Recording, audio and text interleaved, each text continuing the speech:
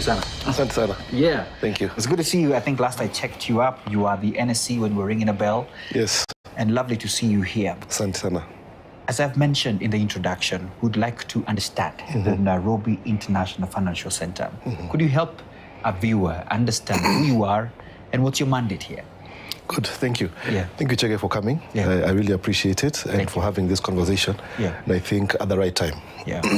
To answer your question, I think I'll start it this way. I think every country needs, any progressive country needs a financial center. You're right. Capital needs a home to flow. And if capital needs a home, then it is important to have something akin to a financial center. Yeah. For example, New York has its own. You have UK, have a city. Yeah. DIFC, Dubai, QFC, Qatar. Singapore have their own Marina Bay. If we want to go to this new economic vision that we have in our Vision 2030, the financial center is very, very important. Because, Bonachege, to attract capital, capital needs some predictability. Okay. And it needs trust. There were certain things that the framers of a constitution and also the people who came before us who developed our Vision 2030 and says that one of the things that need to be done, you need to set up a financial center whereby you can attract all this foreign capital into Kenya. And we were a little bit biased in our approach. We said, okay, we have been very, very deliberate on two things. Number one, financial services and technology, based on our people, based on our talent pool, based on the key facets of our economy, what can spiral us to be a very, very progressive economy and a leader in the continent. Those are those two sectors. If you go back, our economy has been very, very dependent on manufacturing, on tourism, agriculture, on foreign direct investment. You're right. So for us to be a little bit above the rest, those two sectors are the ones which will push us quite exponentially within the short term and also post 2030 into now our new economic vision, which is 2063. So in short, the NIFC is here to attract foreign direct investment into the financial services sector and to ensure that Nairobi is the key gateway into Africa. Okay, I love the vision. And by the way, we are touted as the Silicon Savannah. Are we? Yeah. We are. I love this. When it comes from me, it's more powerful. Yeah. So let's just get into a bit of differentiation, because a lot of people may know Invest Kenya. Yes. And then you are here as the International Financial Center. And so an investor may wonder, if I'm coming, where do I start? Where do I land to? Please expand on that. Yeah. I think that's a very good question. Yeah. We have a very collaborative approach with our key partners. And let me say it this way before I get to your question. Yeah. The NIFC is mandated to ensure that the financial sector, and this is all our financial sector regulators, are well positioned to attract the best of the best around the world. Go to the CBK, CMA, IRA, RBA, and all these people, they sit on our advisory board, advisory council in the NIFC, because the NIFC, our governance body, is, but we have the council, the steering council, which is chaired by His Excellency the President, and all sector regulators sit there. And then now you have our board, which also governs the management. So on that apex body, it is there to consolidate the financial services sector and ensure that is well taken care of. So we have a lot of collaborative approaches within our environment. We work very well with our friends at Invest Kenya, good friend of mine, and they're doing very well in pushing the Kenya agenda, and we're assisting each other there. The NIFC is an environment. If you're going to attract somebody to come in here, be it a holding company or a regional headquarter, yes, they can be facilitated by the Invest Kenya, which have good instruments to ensure that investors come here. But now the incentive package is the one that is important. If somebody is setting up a holding company for Africa or for the region, they come to the NIFC. If somebody is setting up a regional headquarter for the region, they come into the NIFC. If somebody is doing anything tech-based or something financial services-based, they come into the NIFC and are able to enjoy those tax incentives or those benefits that have been given in the NIFC for a period of maximum 20 years. Because as you know, our incentives, number one, you're given incentives for the first 10 years, and then you're given incentives for the subsequent 10 years. So in total, I think that's predictable enough according to global standards for somebody to enjoy. And that is not saying that we are stopping there. Yeah. We have other plans, which we're going to talk about in this program, that we're going to improve incentives for investors coming into this side of the world. Okay, lovely. Speaking about programs and progress, because it's been 4 years, if I'm right, what would you say, assessing your progress made so far as an institute here? I think chronologically, we need to get a few things right. Okay. And I'm happy that you asked that question. Yeah. Number one, the Nairobi International Financial Center came under the Act of Parliament in 2017. Okay.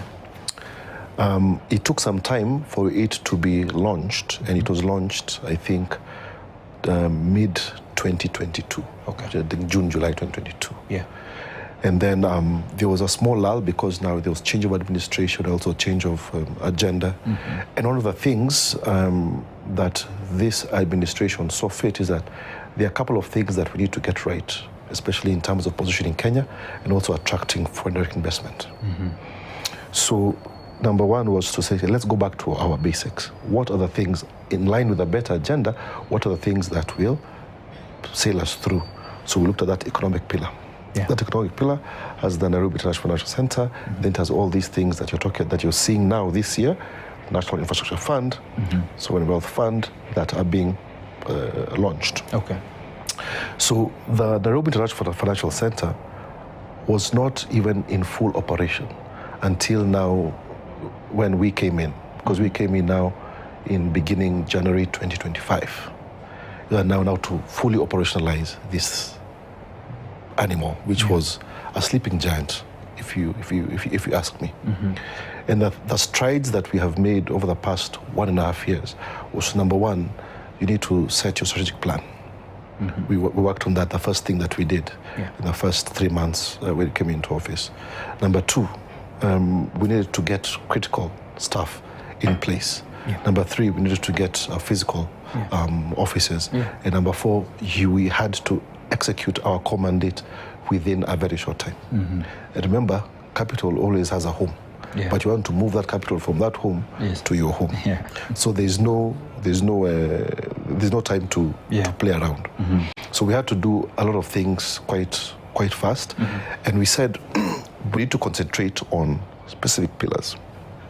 Number one, as I said, holding companies' regional headquarters. Number two, we need to take care of the private equity and the VC space. Number three, we need to take care of startups. Number four, we need to take care of new innovations, which is digital assets, the carbon agenda, and all those things. So with those four critical things, we said we want Nairobi to be called the home of startups in the continent. We want Nairobi to be called the home of fund domiciliation in the continent. We want Nairobi to become the home of technology in the continent. So even the things that we're doing, they're very deliberate in ensuring that happens within a very short period of time. And we have targets. We have targets that we need to achieve by 2028. We have targets that we need to achieve by 2030. And there are targets that we need to achieve by 2040 and also 2063, which we have already, and we can talk about them later on. You know, as you were speaking, I was thinking about when you came for the bell ringing, we had a special bell for the terrific SEZ, which was amazing, and looking at it being oversubscribed, dollar denomination. But also, just mentioning SEZ, had a chat as well with Chelule, who is the CEO of the SEZ Authority as well. And looking at the ecosystem they've built to ensure that even when investors come in, they have a safe landing to understand and be able to grow and then be able to deploy as well. One of the questions is this: in terms of sectors, when you look at all this and all the ecosystem put together to help you, in terms of sectors, which ones are attracting the greatest investments or interest today? Because you have a plan, as you've said again. Are there some that you're keen and you're saying, yeah, these ones are there? And also back to the SEZ, I wanted to ask you, do you normally have a table of conversations with all this ecosystem to ensure an investor comes and they get a seamless way of landing in our country? That's a very good question. We want to eliminate the issue of fragmentation in position in Kenya. That has been dealt with over the past couple of months and years, whereby we're talking as one. Sectors are talking as one, as organization. We have our friends in the SEZ talking as one. We have our friends at trade and investment talking as one, and for us in financial services talking as one, technology talking as one. That's why even sometimes when you see us caucus together and having forums together, we are trying to sell one agenda in a very purposeful and very clean and neat way. Now, in matters sectors, we're looking at sectors like the tech sector. Where people, and in terms of technology, I just want to say something. I think we have gone past the issue of now Kenya being called, sometimes we enjoy or we rest in the pillows of M-Pesa. But I think we have already gone past that as a country. Because there are lots of innovations and lots of things that are happening, interesting and exciting things that are happening. Now, where we have reached as Kenya, we have reached on a global level whereby we're saying, okay, we want to control the data of the continent. We want to control connectivity of the continent. So data and connectivity, if we're going to control that, then we're really at pole position of now determining the people who are the owners of capital in the continent. Now, in payments, Kenya has been a leading platform for the PSPs, for the digital service providers and all these things. The people who will control the movement of payments going on forward is what Kenya is working on right now. If you're able to control payments, which is money, if you're able to control data, if you're able to control connectivity in the continent and in the region, then I think, I don't want to say anything else. You know what the answer is. I had promised you when we talked about the misconception that we need to kill, that I'm going to ask you a bit of a forensic one on that. Investors, and I love the fact that you've said, yes, it doesn't always have to be foreign, even local investors here. One of the key things that they really want to see is consistency, as you've said. One, in policy, we're talking about taxation as well. We're also talking about regulatory uncertainty and concerns. And you sit at a place where you look at investors in the eyes and you tell them, come. And you have to promise them that they're going to land at a place where they will not feel these inconsistencies. So my question to you is in terms of assurances to investors, what is Kenya offering so that they can feel I'm at a stable and predictable environment for their long-term capital gains? Number one, if we're going to compare ourselves with the best of the best, you need to ensure that you meet that criteria. That's why we are having collaborative agreements with people like Qatar Financial Center, Astana Financial Center, and the rest, and Singapore, Dubai, New York, London, because we want to be the best in the continent. Number two, if we're trying to solve this predictability issue that everybody's talking about, we need to have a long-term approach in how we're going to address our regulations and our laws for this capital to come in. So we have been always, being supported by the National Treasury to propose incentives for investors to come in. And one of the mandates of the Nairobi International Financial Center is to ensure that we propose a proper framework on a yearly basis that will attract people coming in. We have gone a step further to ensure that we have a longer plan for these capital to flow into the country. And that longer plan is like saying, are we able to have a raft of incentives which will last for a longer time in terms of a schedule in our act, whereby it becomes a little bit more predictable and more permanent, so that if somebody's coming in, they say, okay, this is what Kenya has to offer. And I think we are moving out of that story of every year we have to go and you're wishing that, or you're hoping that something will happen in the finance bill that that won't hurt you.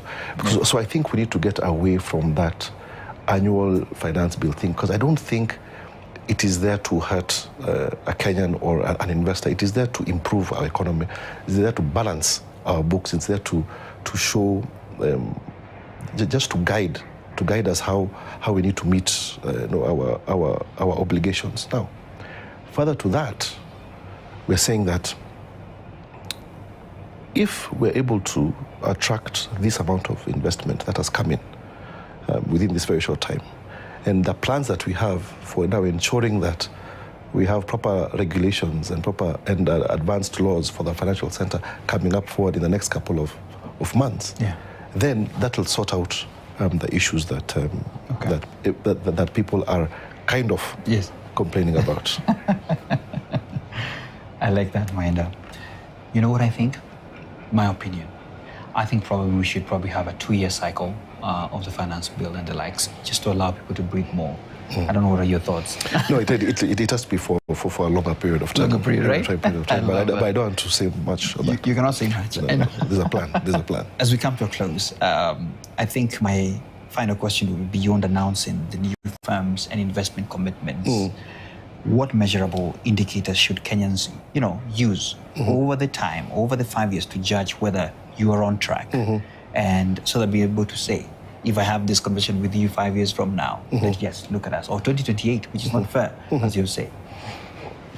Very good. I think by 2028, we want to have about over 150 firms within the Nairobi International Financial Center framework.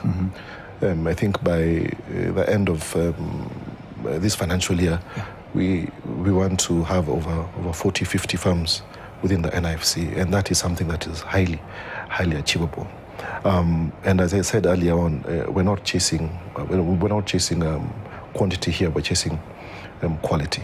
I said, if all these firms, these 150 firms, and remember I'm comparing to other people who are licensing 2,000 and all these 3,000 firms every year. If we're able to achieve that and bring in the best of the best who are going to contribute to the local and also regional economy, then that is a success story for us. If we're going to attract these people who are going to come and set up here and increase jobs and improve the economy, then those are good people that we need to have here. Now, we need to also appreciate this. Number one, we have a national high-level approach in attracting also the people who move capital here. We have people like Africa Finance Corporation, we have Afrexim Bank, and we have TDB, we have Shelter Afrique, and you have all these other organizations at TD who have been set up in Africa to sort out our problems or our issues and our opportunities. For the Nairobi International Financial Center, aside from that, now we need to also attract these regional headquarters, these holding companies, these funds, these startups, so that we can also be able to solve our own problems. And I like the approach that Kenya is taking and that which the NIFC is also taking. We're taking a deliberate move to say that, hey guys, we can sort out these things ourselves. And if we're just deliberate enough and strategic enough, we are going to succeed. And the reason why I'm saying that is that we have broken, or there's no reverse gear in our vehicle.